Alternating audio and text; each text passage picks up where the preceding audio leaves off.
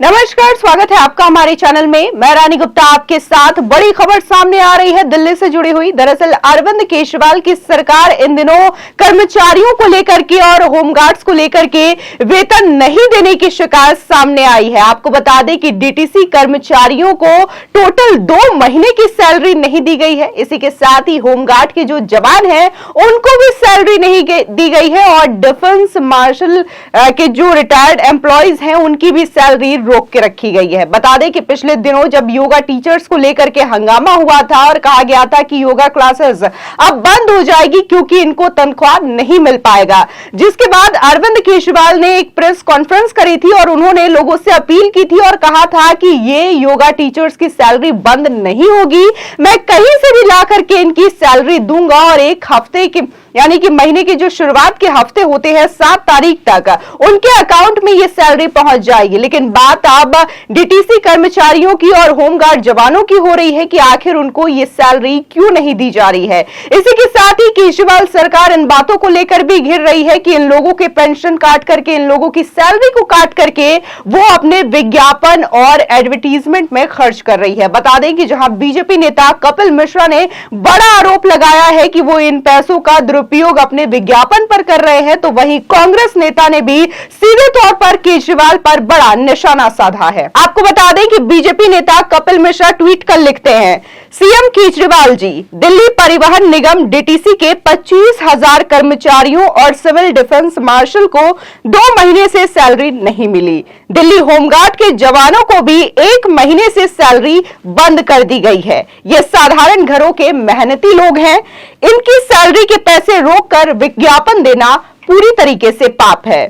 इसी के साथ ही बात करें कांग्रेस नेता प्रणव झा की, तो उन्होंने भी केजरीवाल सरकार पर जोरदार हमला बोला है।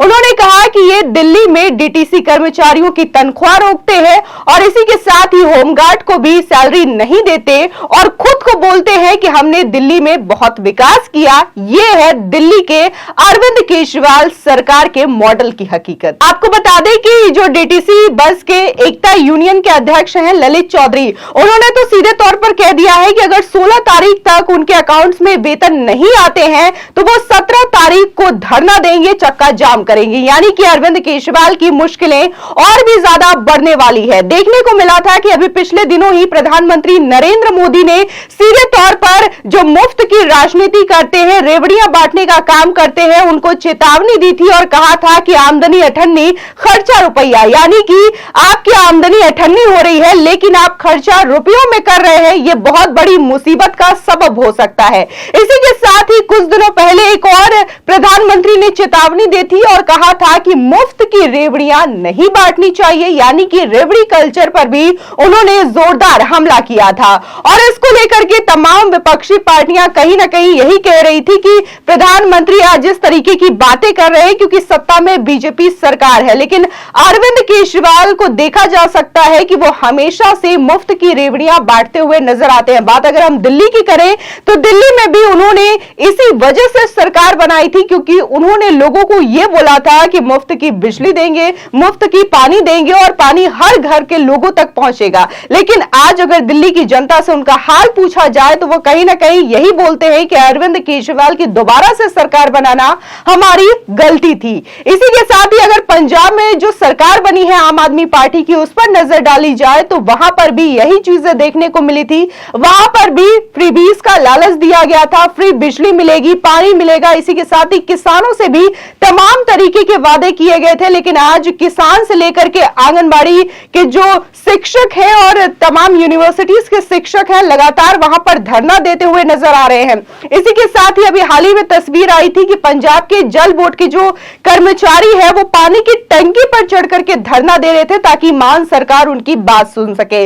लेकिन अगर बात हम मान सरकार की करें या फिर केजरीवाल सरकार की करें, ये दोनों ही सरकार कहीं ना कहीं सिर्फ और सिर्फ विज्ञापन में मशगूल है और विज्ञापन में ही सारे पैसे खर्च करते हुए नजर आती है। और यही वादे और यही चुनावी झांसे लेकर के वो गुजरात में भी गए थे। गुजरात में भी लोगों से उन्होंने तमाम वादा किया था कि वो वहां पर भी फ्री बिजली देंगे, महिलाओं को भत्ता देंगे, लेकिन लोगों ने वहां पर इनकी बात नहीं सुनी और देखने को मिला कि गुजरात और हिमाचल प्रदेश में आम आदमी पार्टी की जमानत पूरी तरीके से जब्त हो। बता बता दें इसी के साथ ही देखने को मिला है कि निगम पैरामेडिकल कर्मचारी भी अनिश्चितकालीन धरना करेंगे। उन्होंने भी साफ तौर पर केजरीवाल को चेतावनी दी है कि अगर उनके खातों में भी वेतन नहीं आते हैं, जो कि पिछले 2 महीनों से रुके हुए हैं, और अगर नहीं आए तो वो भी इसी तरीके से धरना देंगे। बता दें कि दिल्ली नगर निगम के अस्पतालों, डिस्पेंसरी, चेस्ट पॉलीक्लिनिक के समस्त पैरामेडिकल टेक्निकल कर्मचारी आगामी शुक्रवार यानी कि 16 दिसंबर से अनिश्चितकालीन धरना पर रहेंगे।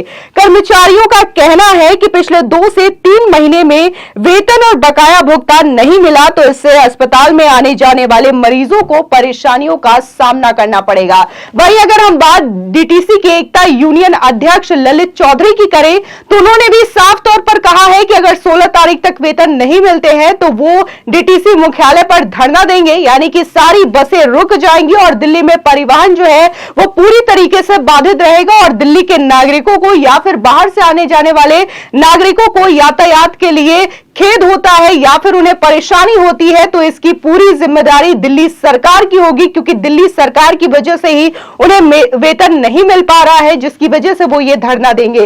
इसी के साथ ही उनका कहना है कि जो 25,000 कर्मचारी हैं डीटीसी में, उनकी सैलरी रोक कर रखी गई है और उनके परिवार पूरी तरीके से परेशान है और उन्हें सूदखोरों से पैसे उठाने पड़ रहे हैं, जो कि आने वाले महीनों में काफी ज्यादा उनके ऊपर प्रेशर बढ़ जाएगा, क्योंकि वो उनके पैसे नहीं चुका पाएंगे। तो तमाम चीजों को लेकर के केजरीवाल सरकार जो है इन चीजों पर ध्यान नहीं दे रही है और सैलरी रोक करके रखी है कर्मचारियों की। और इसी के साथ ही देखने को मिल रहा है कि होमगार्ड और डिफेंस मार्शल के जो लोग हैं उनको भी केजरीवाल सरकार सैलरी नहीं दे रही है। तमाम वादे उन्होंने सरकार में आने से पहले किए थे और देखने को मिला था कि जब वो एमसीडी चुनाव के दौरान प्रचार कर रहे थे तो आंगनबाड़ी की जो शिक्षा कर्मी होती है उन लोगों ने भी धरना दिया था। ये तस्वीरें साफ तौर से दिखाती है कि दिल्ली की जनता के साथ साथ डीटीसी कर्मचारी हो, होमगार्ड्स हो या फिर आंगनबाड़ी के शिक्षक हो, अरविंद केजरीवाल की सरकार से खुश नहीं है। जब योगा टीचर्स की लेकर के बात हुई थी तो अरविंद केजरीवाल बड़े तरीके से वादे करते हुए नजर आ रहे थे और कह रहे थे कि अगर केंद्र सरकार पैसा नहीं देती है, जी इस चीज को अप्रूवल नहीं देते हैं, तो हम खुद लोगों से चंदा मांगेंगे और कहीं से भी पैसे ला करके योगा टीचर्स को देंगे। जब बात होती है डीटीसी कर्मचारियों को लेकर के तो अरविंद केजरीवाल सरकार इस पर ध्यान नहीं देती है। बता दें कि लगातार कपिल मिश्रा और इसी के साथ ही कांग्रेस नेता जो है केजरीवाल सरकार पर हमलावर है और तनख्वाह देने की बात कर रहे हैं, जो कि कर्मचारियों की रुकी हुई है। फिलहाल जिस तरीके से देखा जा रहा है कि दिल्ली हो या पंजाब हो, लगातार आम आदमी पार्टी ने बहुत सारे वादे किए हैं, किसानों से लेकर के शिक्षकों तक, बेरोजगारों को भी, लेकिन कोई भी वादे इन सरकार के पूरे होते हुए नहीं दिखाई दे रही है। लगातार जनता उन्हें घेरते हुए दिखाई दे रही है, लेकिन वो अभी ये सोच रहे हैं कि हम तो अब राष्ट्रीय पार्टी बन चुके हैं और सीएम से लेकर के वो पीएम बनने का ख्वाब देखना शुरू कर दिया है। फिलहाल आपकी इस खबर पर क्या राय है, हमारे कमेंट सेक्शन में जरूर बताएं। आगे की और भी अपडेट के लिए चैनल को सब्सक्राइब करना ना भूलें।